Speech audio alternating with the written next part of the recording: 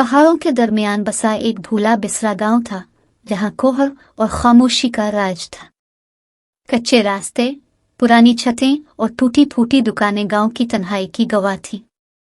उन्हीं गलियों में एक छोटी सी दुकान थी जहां रोशनी के छोटे छोटे लालटेन बनाए जाते थे। इसी दुकान की मालिक थी एक 10 साला लड़की जिसका नाम लूमी था। लूमी के बड़े भूरे और चमकदार आंखों में तजस्सुस और मासूमियत भरी हुई थी। इसके कंधे तक आने वाले घुंघरियाले सुनहरी भूरे बाल एक चमकती हुई धागे से बंधे हुए थे।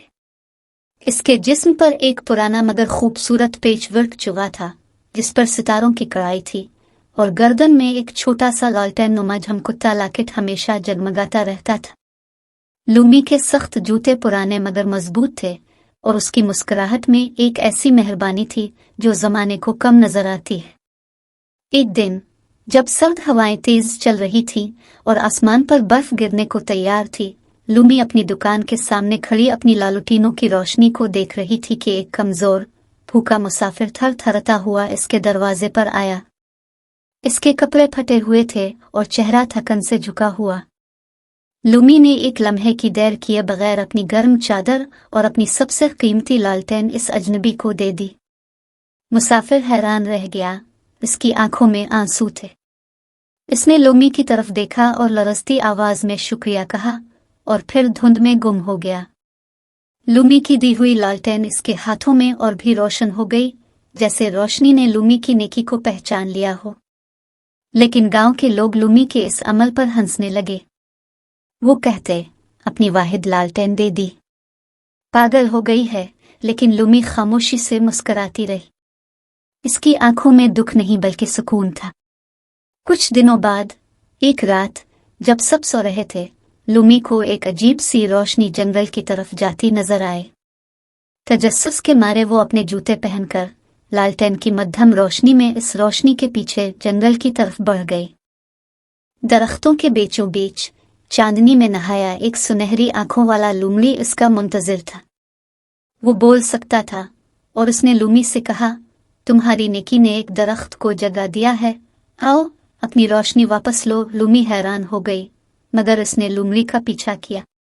थोड़ी दूर एक अजीम अलशान दरख्त के नीचे पहुंची जिसकी हर शाख पर रोशन लालटेनें झूल रही थी। ये वो ख्वाहिशों का भूला हुआ दरख्त था जहां सिर्फ सच्ची नियत की दुआएं जागती थीं।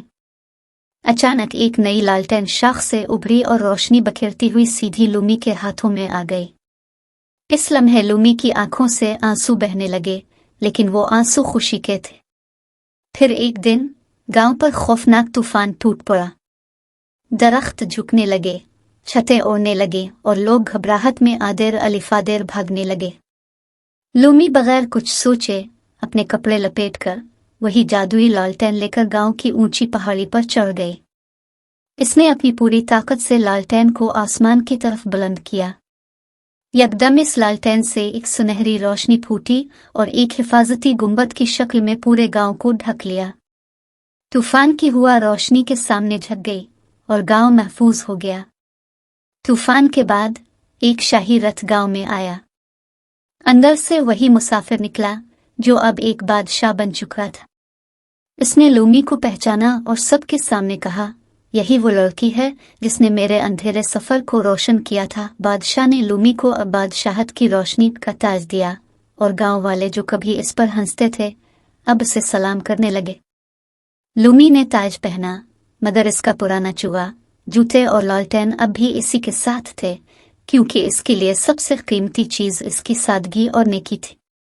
आखिर में पूरे गांव ने मिलकर आसमान की तरफ जादुई लालटेनें छोड़ी। हर लालटेन एक दुआ, एक ख्वाहिश और एक शुक्रगुजारी का पैगाम थी।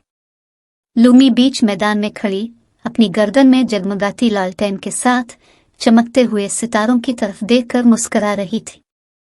इसकी आंखों में सुकून था और दिल में वो रोशनी जो कभी बुझती नहीं।